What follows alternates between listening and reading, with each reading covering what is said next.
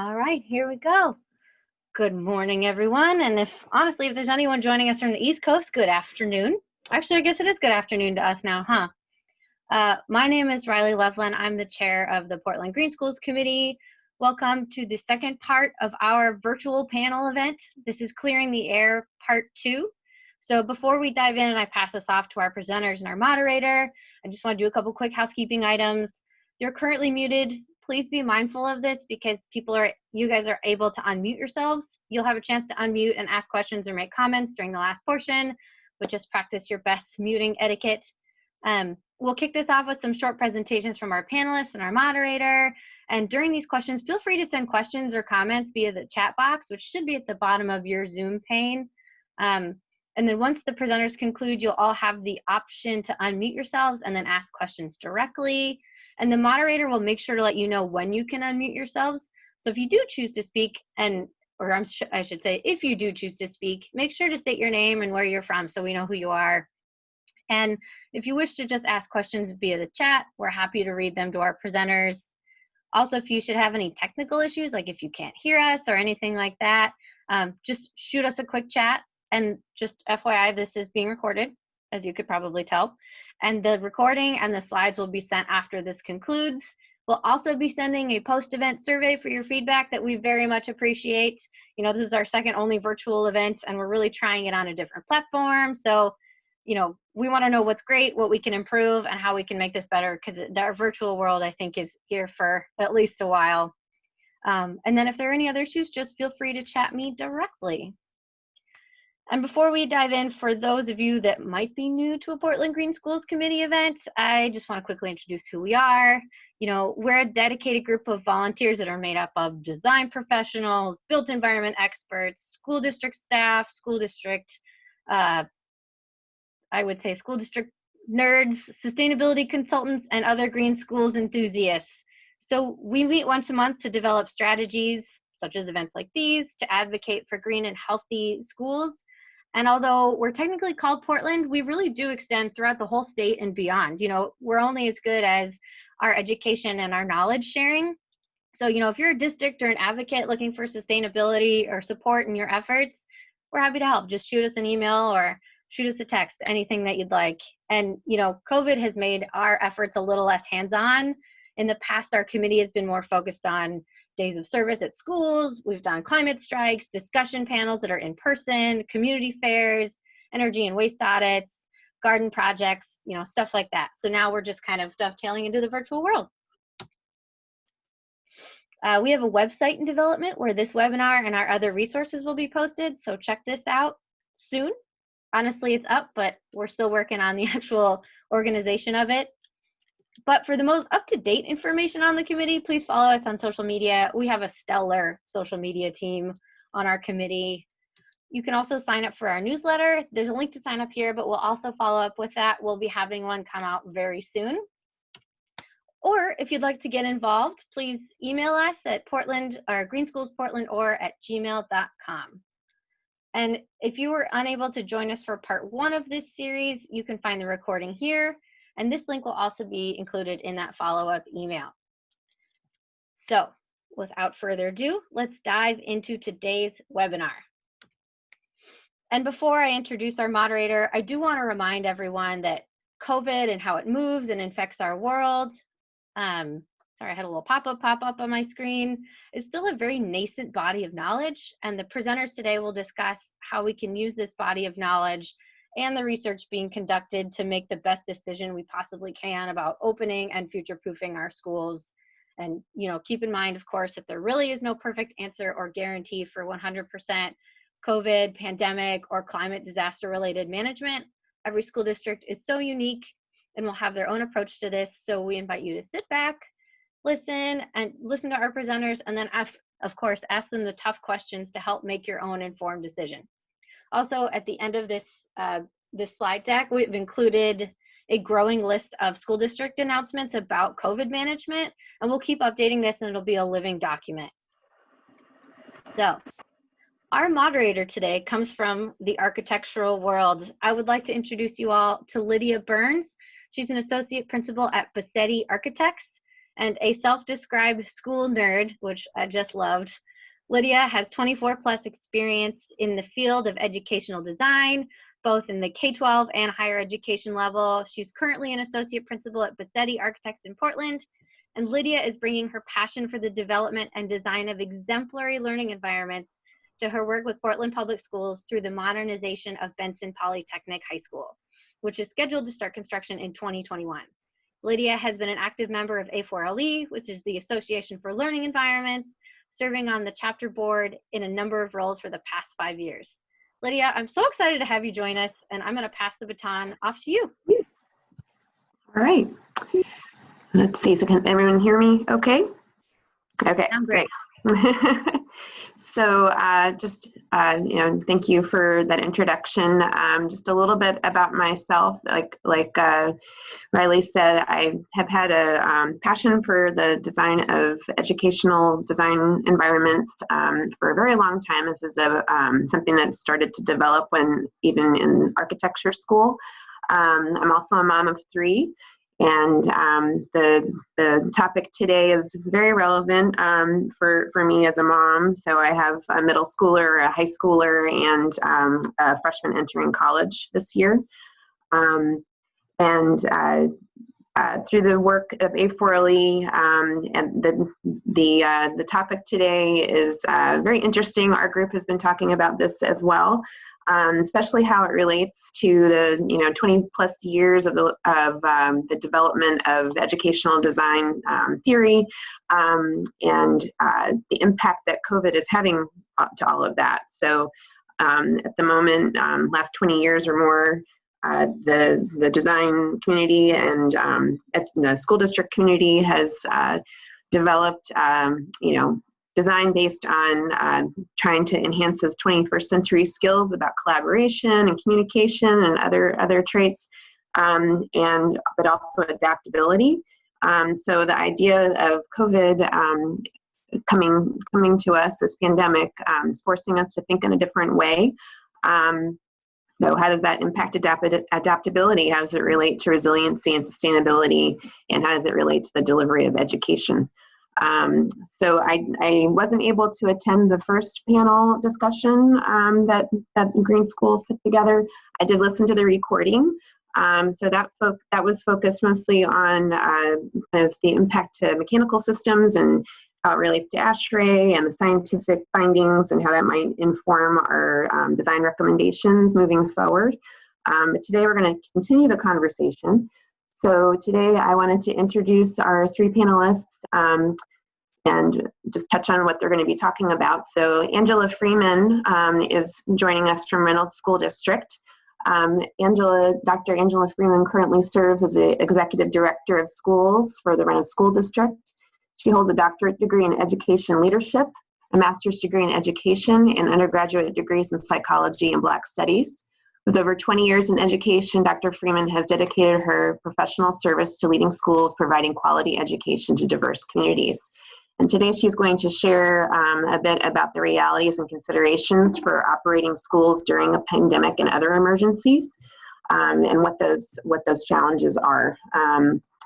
And then we also have Ruwan, and I'm sorry, Ruwan, I've known you for years, but I think I'm going to butcher your last name. Ruwan Jayaweera. He's a mechanical engineer with more than 20 years design experience. He's an associate principal at PAE. He leads teams in passive, resilient, lead, and net zero projects. Ruwan is active in the community as a mentor with the ACE mentorship program, and MESA, a member of the Portland Green Schools Committee, co-founder of Room for More, an advisory council member for the Design Museum of Portland, and an adjunct professor at Portland State University. And Ruwan's going to talk to us about school design considerations for safety, ensuring that we are developing adaptive strategies and are not reactive. Also joining us today is Dr. Kevin van den Wymelenberg, who is a professor at the University of Oregon.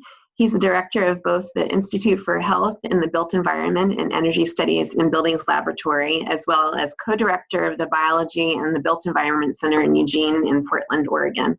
He has a PhD in Built Environments from the University of Washington.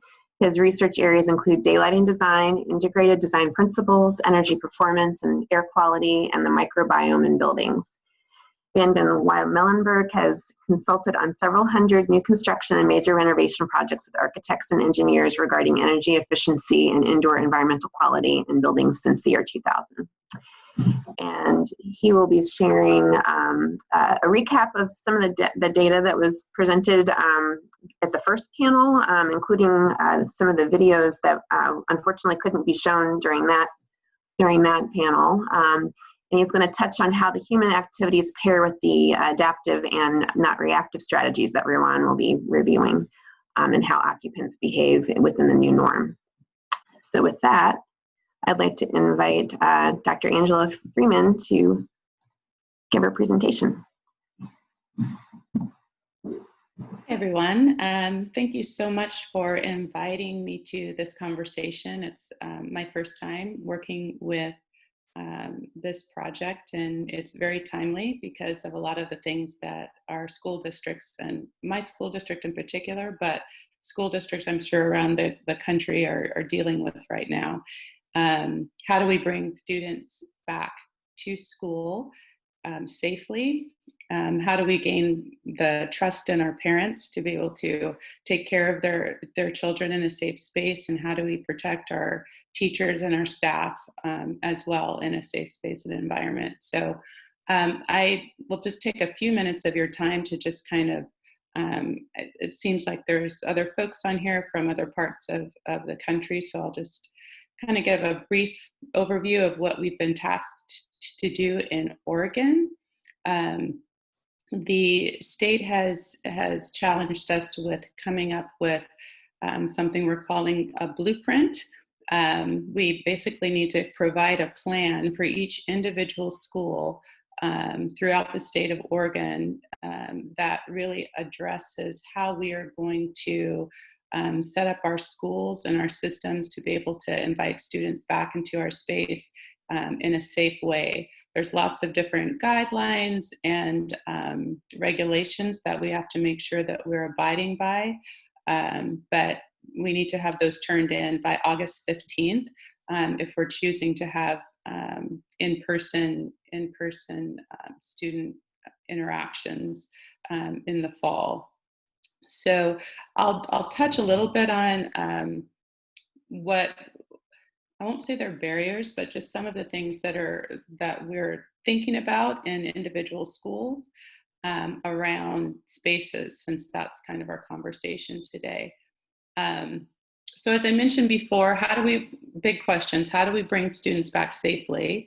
How do we offer the things that make school a place where students want to be? So that's the big question. When students are back, it's not going to be the same as what they remember back about a year ago, or even less than a year ago, where they were able to work in collaborative groups or play on the playground with each other, even walk through the halls in the same way that they used to be able to interact with each other. So how do we create a space that still offers the same kinds of things that made school fun and a place where kids want to be, but doing it in a safe way? So we really want to focus on relationships, academic rigor, and social emotional support, and extracurricular activities. The other questions that I mentioned before, how do we provide a safe space for teachers and staff to work? You may have been reading in the newspaper and the media about, it's a scary thing for teachers to think about coming back to school and how that might look and keeping themselves safe. We have a lot of teachers that are in that high risk category. So that's a big question for school districts of how do we make that work for staff. And then creating a safety plan that our parents would be able to trust to send their kids back to school. So under that umbrella, thinking about facial coverings, right now, students under 12 are not required to wear masks. So that pretty much is our K5, K6 students. How do we then, if our students aren't wearing masks, how do we make sure that there's a space in our buildings, whether it's outdoor or indoor, where students can safely interact with each other, and teachers when masks are not on. We thought a lot about equitable spaces. In my district in particular, we have 16 different school buildings, and all are ranging in different kinds of conditions. So we have, I think, 3 or 4 buildings where they are fairly new, within 3 to 4 years old. And we have several buildings that are, we're in desperate need of a bond, that are not really in great condition. So how do we make sure we have an equitable return for all students in all 16 schools? And how do we make sure that we're accommodating for students in those spaces? We thought about how can our outdoor spaces be utilized. We have, some of our schools have covered areas, large gyms. Are we able to put classroom or learning spaces in those places? How do we make sure that kids get a chance to move? We thought about hallways. That's a big barrier that we have right now. Our high school has 2,700 kids.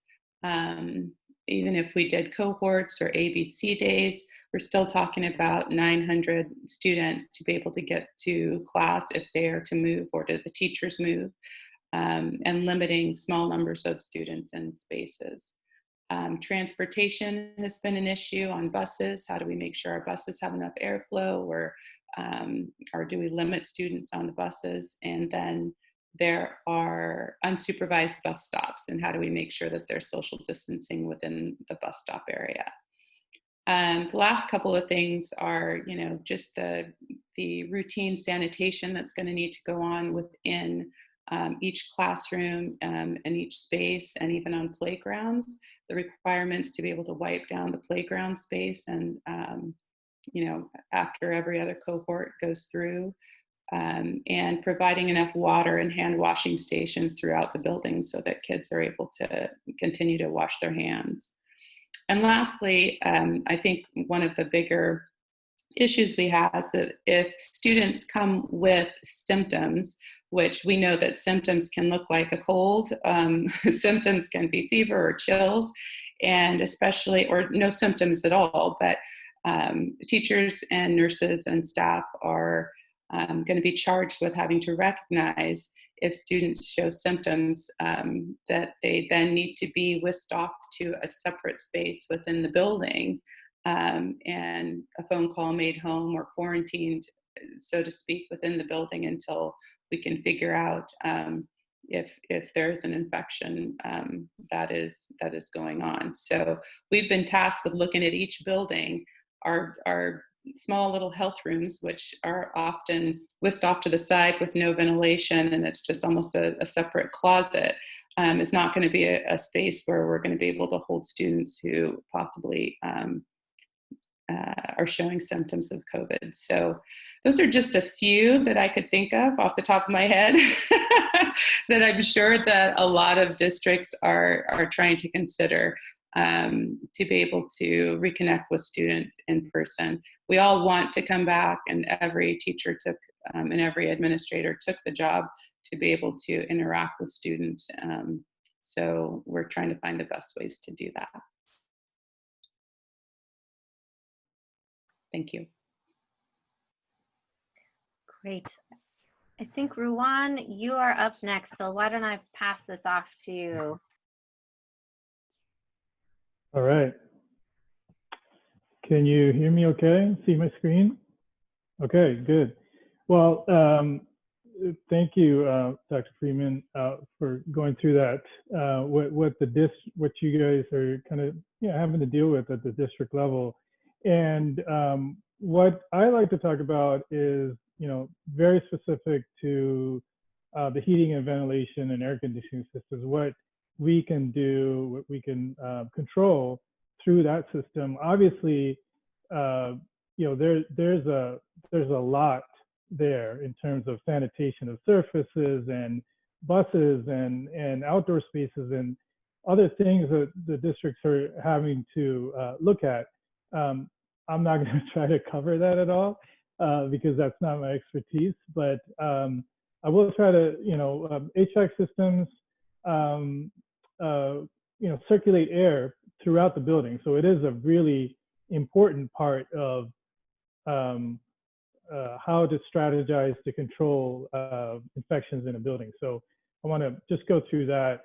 And a lot of this information is based on research very new research that both CDC and American Society of Heating, Refrigerant, and Air Conditioning Engineers have been doing. So it's a gathering of all that information into a summary that we can provide some recommendations to school districts and other consultants, right?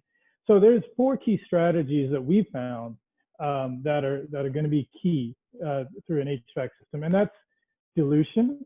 So that touches on ventilation, how that air is distributed into space, and the amount of air that's distributed in the space. Control of the environment, your classrooms and spaces.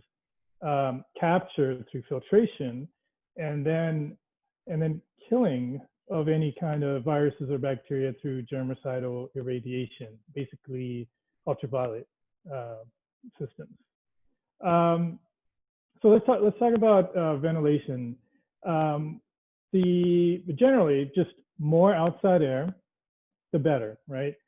In most areas, the outside air is quality air that we can bring in. There's other cases that's not true, but generally, bringing in more outside air has shown through research to be better by diluting that space with fresh air and essentially reducing the amount of contaminants within that volume, right? Generally, typical HVAC systems in a school will have, it's a recirculating system, and you have about 15 to 20% of outside air that you're bringing in, and then you're recirculating the rest. But if you can increase that percentage of outside air, the better. Then air distribution and the rate of airflow, right? So it's how do you supply this air into the space? This image on the left, and well, both of these images really show what we call displacement ventilation, right? Normally you'll see these grills on the ceiling, and you depend on air being mixed in the entire volume to condition the space. With displacement type ventilation systems, you see these little grills in this band room, they're throughout. So you're supplying air down to the occupied zone and then returning the air up high, allowing the fresh air just to get to the occupied zone and not doing a lot of mixing in the space at all. And what that does is it minimizes the amount of contaminants that gets moved from this sick kid in this chair to that sick kid, that not so sick kid over there, right? So it minimizes that mixing. The other part of this is the rate at which the air in this volume is exchanged. So the more airflow you have going in the space, the quicker the contaminated or stagnant air gets moved out and fresh air is replaced. And which means there's less time for any contaminant to be inhaled by other people, right? Then the environment. We shared this in our first panel, and generally, ASHRAE recommends a space conditions of about 70 to 75 degrees dry bulb temperature, and then like a 40 to 60% relative humidity. Normally in office space or K-12 spaces, we don't humidify, but we do dehumidify. We maintain humidity around maximum 50%, but our humidity, we let our low end go down, and sometimes it gets down to 20%. The reasoning behind this is, viruses, while they are relatively small, around 0.1 microns in nanometers, they're in reality they exist with fluid surrounding it. So when we talk, when we breathe, we cough, sneeze, these particles come out, but they're surrounded with this fluid bubble, so to speak, and that's bigger. That's around 0.5 microns. So it's a bigger particle. But if the humidity is lower, that bubble will evaporate, causing this bubble to become smaller, closer to this size, and allow it to float around in the air more easily. Right? A heavier particle will drop down sooner. So that's one of the concerns, and that's why they're recommending try to maintain a higher relative humidity. The other thing is filtration. Normally, typical standard specs for HVAC systems is a MERV 13 filter. And this chart shows these different MERV ratings.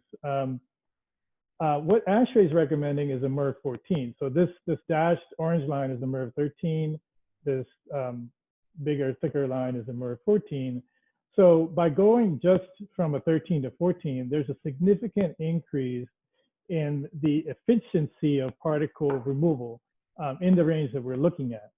A lot of people talk about HEPA filters. These are, much higher filtration level. They're like MERV 17 to 20, used in OR operating rooms and in hospital environments. ASHRAE is not recommending that in non-critical environments like K-12 or office that we need to go to that level. That MERV 14 is adequate. And then finally, germicidal irradiation or UV. There's two ways that, and this is a relatively new thing that people are trying to do for viruses. It's been done in the past for TB, and there's been research that's been done. But it's a relatively new thing that we're trying to do for this COVID kind of viruses. But there's two ways to do it. There's UV lights that can be installed in the air handling unit, and then there's UV lights that can be installed in the space itself. Usually, what the recommendation is, if you're doing it in the space, that it's an upper room irradiation. So these UV rays don't come down to the occupants at all. There is a safety hazard. There has been studies that shown that NIH did a study about a decade ago, and they installed these in affordable housing units and did some studies. And there were some cases where people had some issues with their eyes, damage to the eyes, that skin, that irritation, that sort of thing. And that happened because people mistakenly got on ladders to work on some lighting or something at the ceiling level, and they mistakenly got themselves into this zone. But otherwise, these systems are pretty safe if used in the upper area. Now, they also need to have an airflow system that mixes that air well, so those contaminants can actually get into the upper zone. Right? So those are the major things. Let's talk about what we recommend for schools, both new and existing. All right. So new schools, it's a little bit easier because we're able to implement systems from scratch.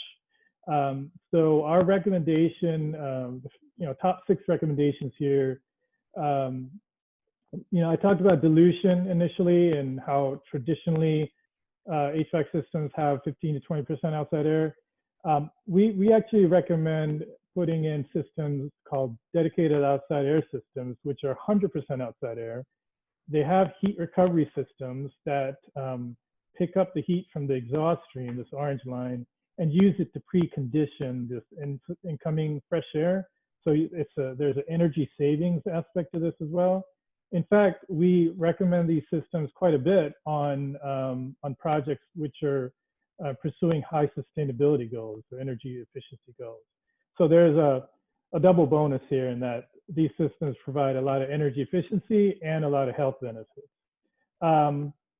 So not only using these kind of systems, but supplying this air using some sort of displacement ventilation in the classroom space is another thing that we recommend. And in new systems, if you planned it out properly, and it could be accomplished fairly easily. Adding humidification to your air handling systems to maintain that level is also recommended. pressurization control, which I didn't talk about before, but Dr. Freeman kind of touched on this. It's, when you get a sick kid, where do you put them? But also, how do you handle sick kids that potentially you don't know, and they're coming into the classroom or into the school building, walking through corridors and then into the classrooms, right?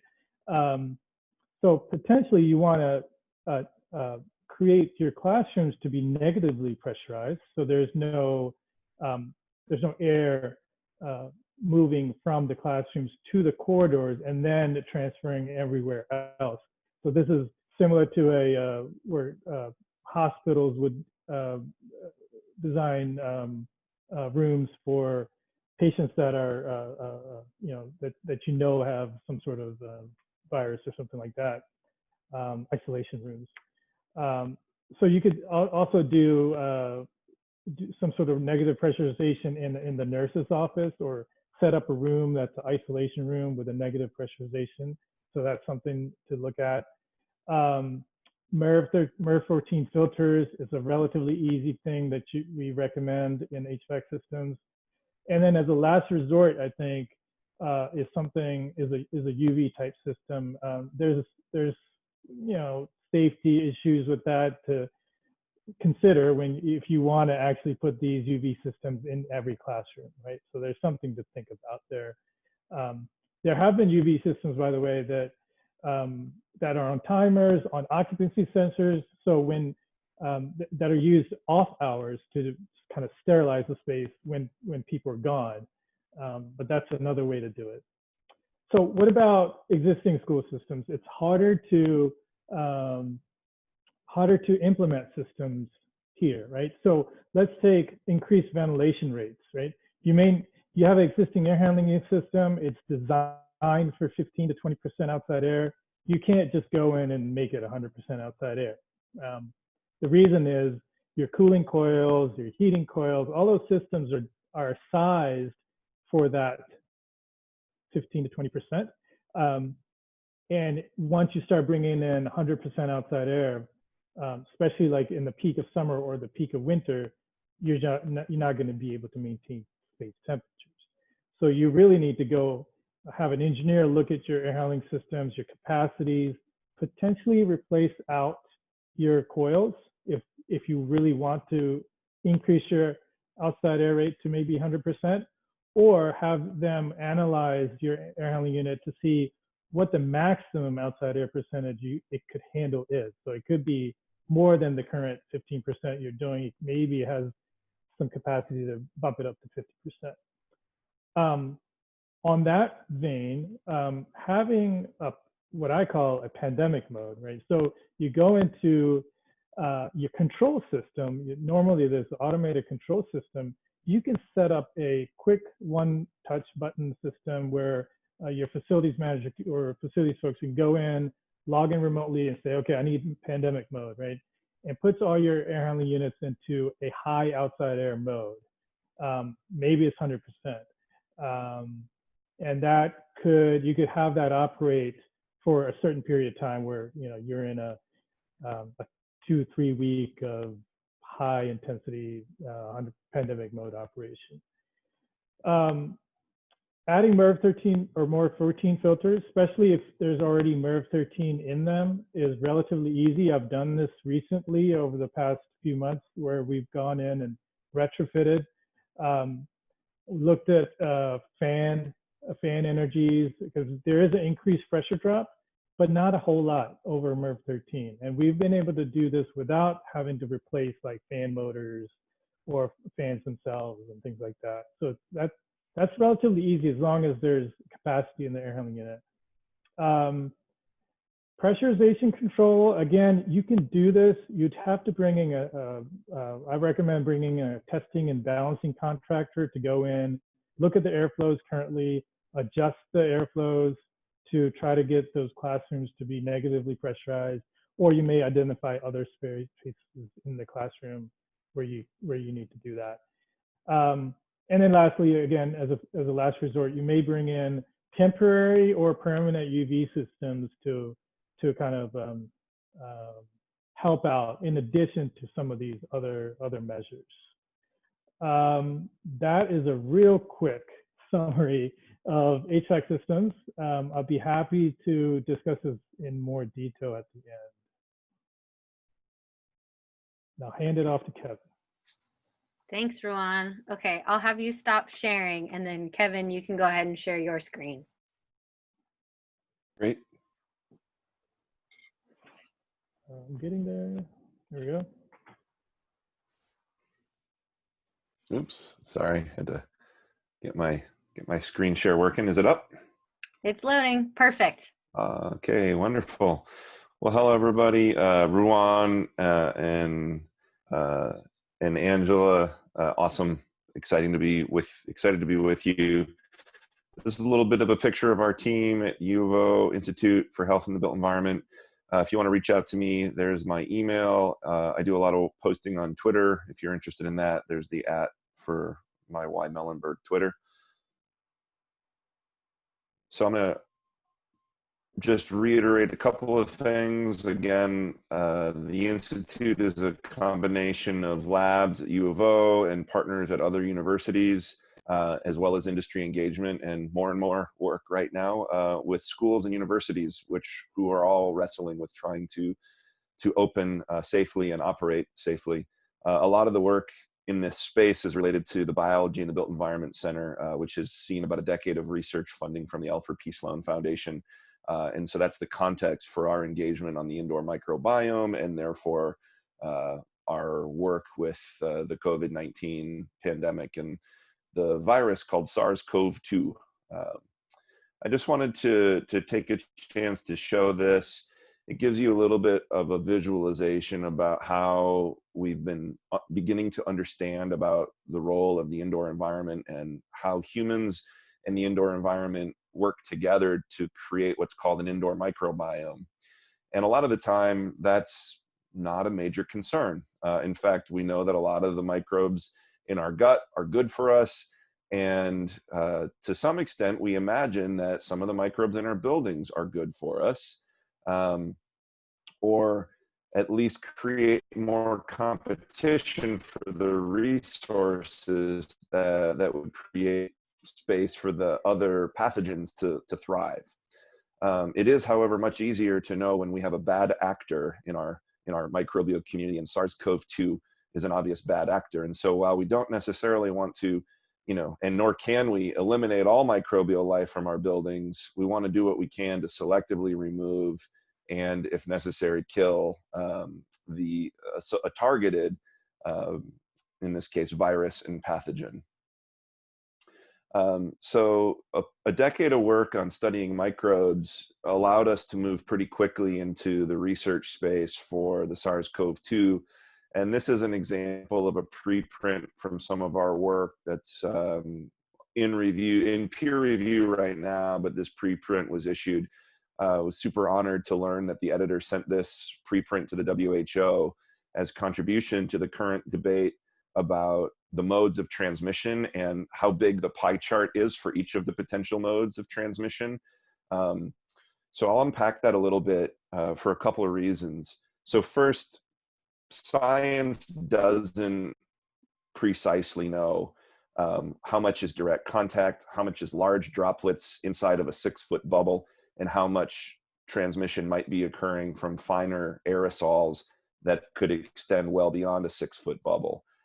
It's an emerging space. I was reading brand new research on it this week, and I'll just say the experts don't agree. And as you've seen, the WHO and the CDC have taken steps toward managing both droplets and finer aerosols through their recommendations on masks. And so this is another contribution to that study. It may sound contradictory to some of what you've heard, but I don't believe it is.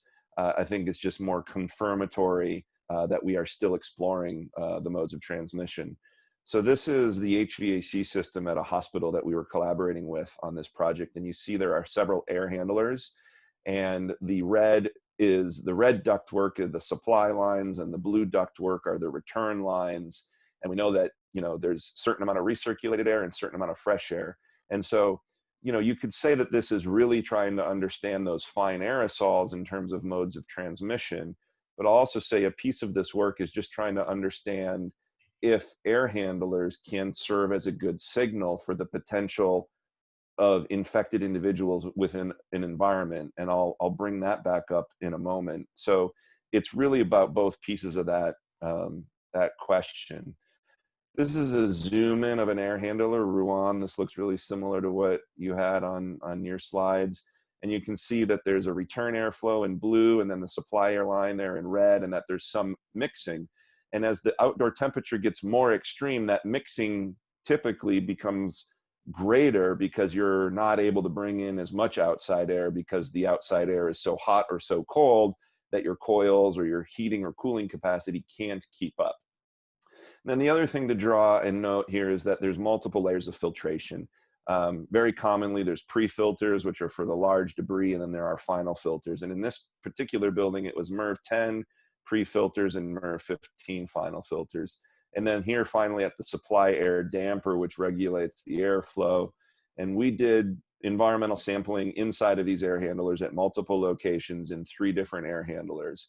And in every case, we found the presence of the RNA, which may not mean the virus viable, but at least a relic of the virus as detectable through the RNA in all of these locations, even after MERV 15 final filters.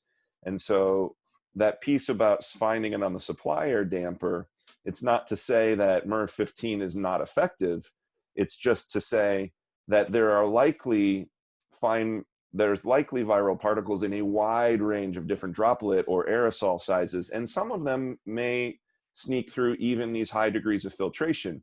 It's not to say it's ineffective, it's just to say we need to consider multiple layers of defense and accept that there's likely no one magic solution.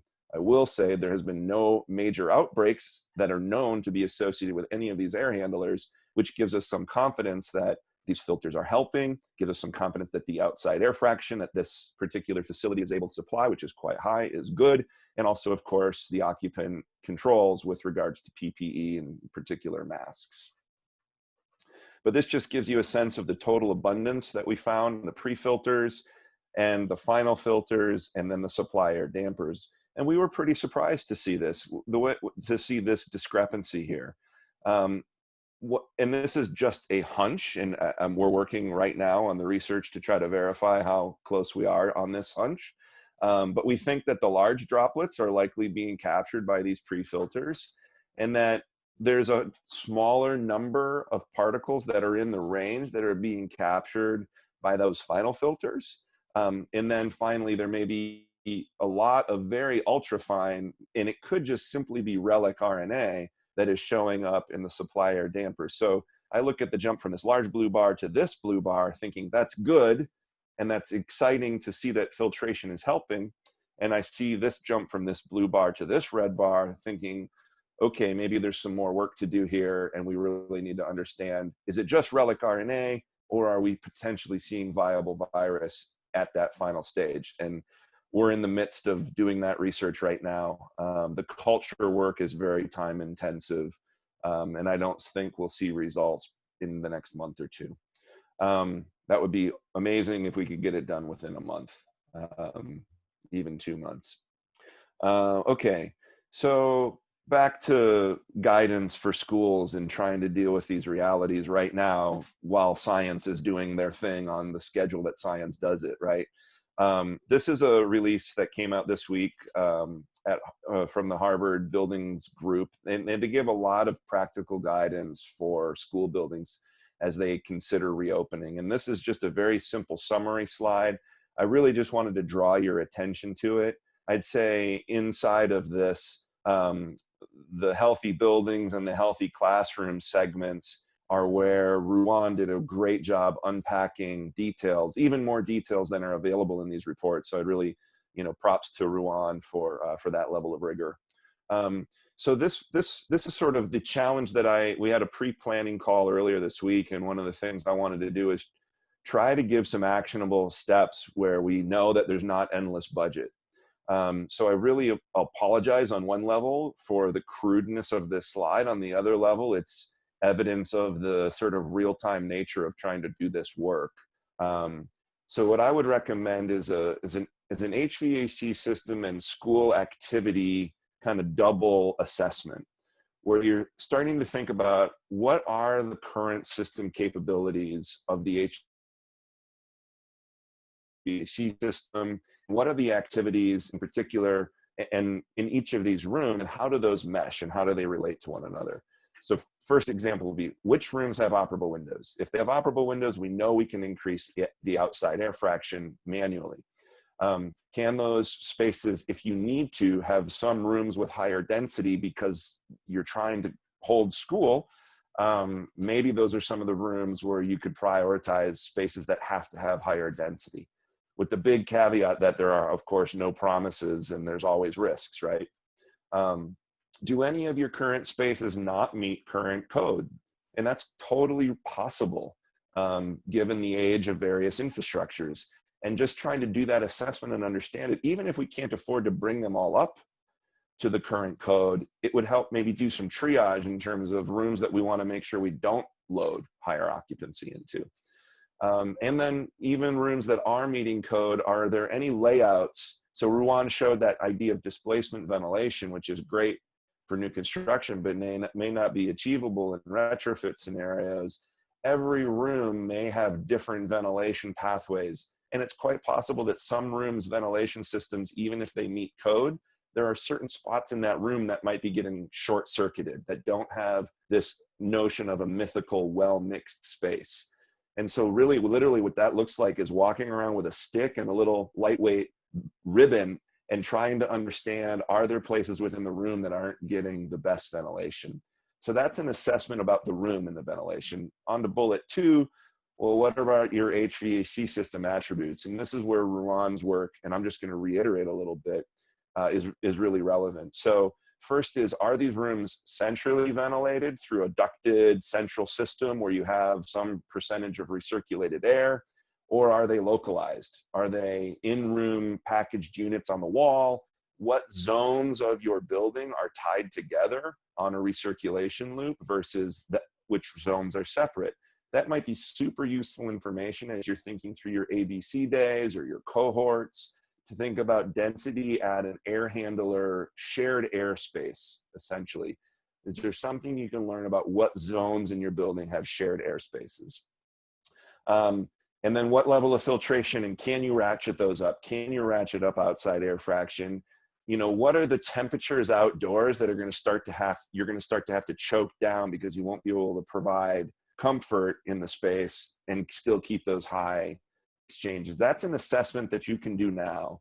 And then finally, what are the activities? And start to think about how those activities, in particular, the age of your students and mask wearing, how those might start to overlay on what resources you have with regards to room and HVAC assessments that I just described.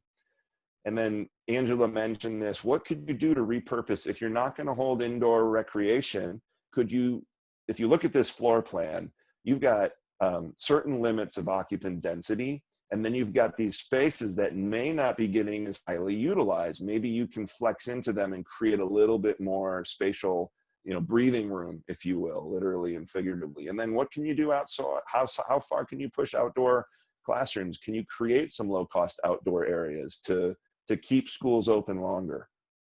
I'll leave this up just for a minute. I'm running a little short on time, so I'm going to have to choke down here just a bit. But you know, priorities have emerged from those assessments. And if you do have some resources to spend, where do you spend them?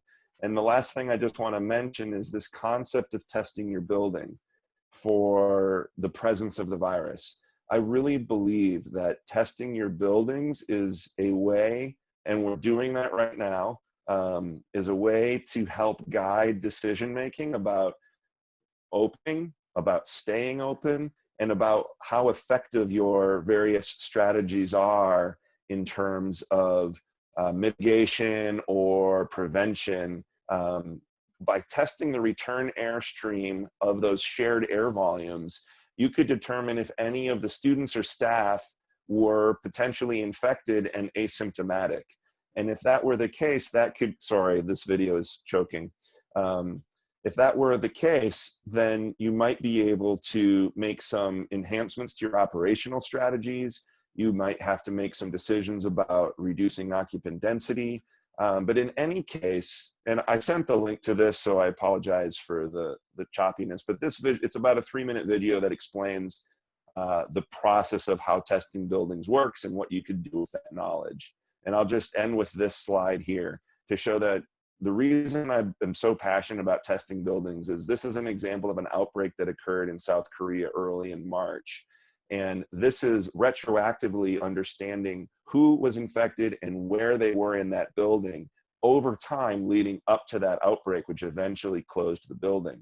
And you can see that as many as 15 days, maybe 20 days before the major spike in closing the building, there were people in that space that were likely infected. And I have a lot of confidence that we could have found maybe these individuals through air testing, but certainly that cluster, I have a great degree of confidence we could have found it and potentially minimized this whole building shutdown. And I'm pleading for this as a concept because I think there's a great degree of risk that as soon as we start to see a rise up in teachers, staff, and students getting infected, we're going to go cold turkey and shut down, and we're going to be ended up virtual and online from home the whole year. And my plea is that we can find a way to avoid that reality. Thank you.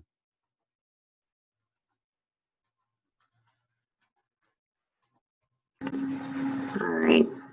Thank you for everybody, everyone's presentation. We only have a few minutes before 1 o'clock, so I just wanted to read out a couple of the questions that came in on the chat. So there are a couple questions related to Ruwan's presentation about 100% outside air. I think we heard in the presentation that that's what you are recommending. Is that correct, Ruwan, if for a new building? That's right. Yep. Okay. And then there was a question about the pandemic mode could be done as a flush out at the end of each day. Are there potential added energy benefit by cooling the building with cooler outdoor temperatures? Cold winter temperatures would then have a negative energy impact. Yeah, I tried to address that in the chat as well. We do have flush out modes normally in current HVAC system design, so that's there. So you'll do a flush out at either the beginning of a school day or work day, whatever. But you could control, you could program in additional flush outs throughout the evening. But we also want to be concerned about just infection during the day when the building is occupied, right? So there's a high probability of infection during that time. So we still want to have to increase outside air quantities during the time it's occupied. Okay, thank you. There was a question from Naomi Stern about resources for procurement of filters. It looks like, let's see, an additional question from Naomi about technologies that are, any technology that are not recommended and why. She was saying that she heard districts purchasing fogging machines. Are these effective? Do they have an indoor air quality risk? I could touch on that real quick. I guess, Kevin, you might want to follow up. But the fogging machines or the fumigation systems, if you look on the EPA website and CDC, you'll notice that they don't recommend that. And I personally would not recommend it either. But yeah, I guess that's all I have to really say about that. I think there's a whole range. There's these foggers, there's ionizers, there's the UVC, there's needle point, what's it called? Needle point bipolar ionization. There's a whole range. And so what I would recommend is try to get to, is there valid research about its effectiveness on viruses, period? Even better, any of the coronaviruses like the SARS-1 virus. And then, of course, if they happen to have SARS-2 data, even better. It's not likely because it's so new. But if they show effectiveness on SARS or MERS, that could be helpful to guide. And I do think there's like, where do you spend the money? Opening a window is inexpensive. Increasing your outside air fraction costs some energy, which of course in the long run we don't want to do because we're also trying to fight the global climate change problem. But it's a balancing act of acute versus chronic. And a lot of the negative concerns associated with the cleaning products are really around a chronic kind of long-term overuse, either because of low dose exposures to toxins that are associated with those cleaning products, or the ozone generation and the secondary chemical interactions. Those are not good long term. So what I would urge is think about acute problem of a viral outbreak and shutting down schools versus the long-term chronic concerns, and make sure that we are understanding that any of these strategies need to be considered and used when needed, but not perpetually. Obviously influenza and norovirus have also plagued our schools. And so there may be a home for some of these beyond COVID-19. And this is again where I'm a little bit of a broken record on this. I believe so fundamentally that the value of understanding the problem that you're dealing with through testing your built environment can help all these operational and reactionary sort of cleaning, preventative as well as reactionary measures. Thank you. I have a few more questions in here, and feel free, anybody that put a question in the chat that wants to elaborate on it, you can unmute yourself if you'd like. There was a question from Isabel about, do you recommend schools that don't have any HVAC system in place only rely on operable windows for students to return? Probably not a US situation, but it is a common one in developing countries like Latin America and Chile. I think. So I would say, go ahead. Oh, okay.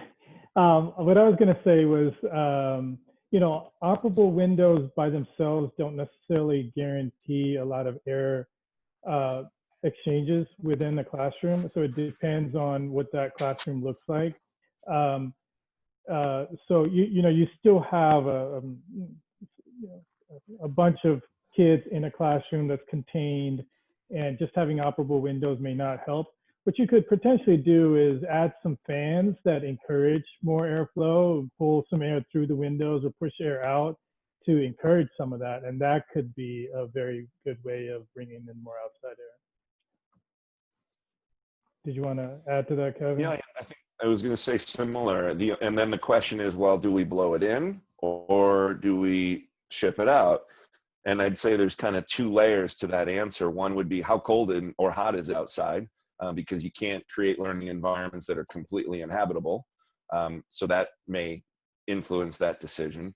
And then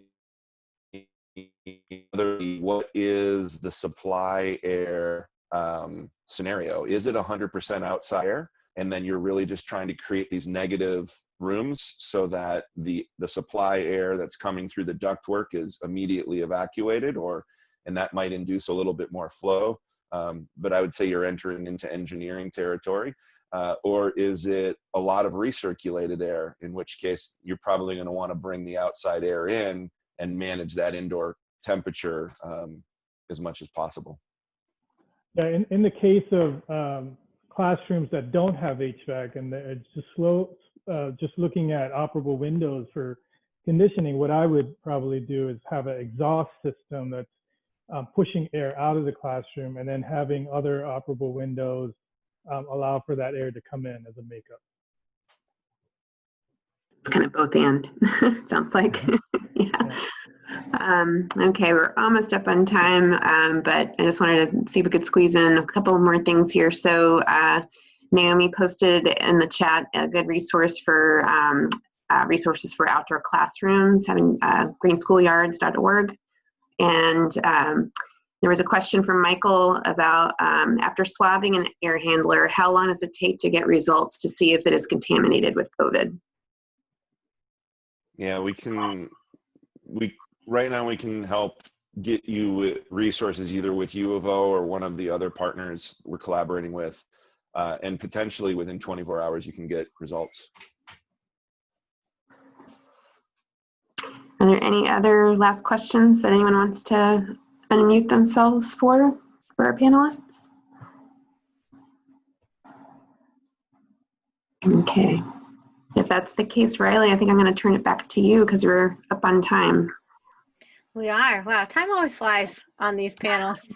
I did just really quickly want to say we had a touch base call for this one the other day, and we realized that we might need some sort of third part here where we have an update after school has opened. We also have an additional perspective from a risk and claims mitigation insurance perspective from schools. So that'll be coming in the fall. But if you're a school district or a designer or somebody that's interested in participating, please let us know. We're just kind of kicking this one off, so we haven't picked a date or anything like that. But if you're interested, we'd love to have you. I mentioned early on that we're starting to catalog some of the school district responses to COVID, and we have this resources document from part 1 that you can see here, and this is where we will keep all of that. That will be in the follow-up email as well. Here's some other resources that were mentioned today. This return to school roadmap I find particularly interesting, so feel free to check that out. And really that's it. Thank you, panelists, so much. There's such good information here. I really look forward to hearing from you, hopefully in the fall as well, which I realize the fall is just down the road. Angela, good luck with the school year. We look forward to your blueprint in a month. And thank you, Lydia, for moderating. Bye, all. Thanks, Bye. all. Thanks, everyone. Thank you. Goodbye. Thanks.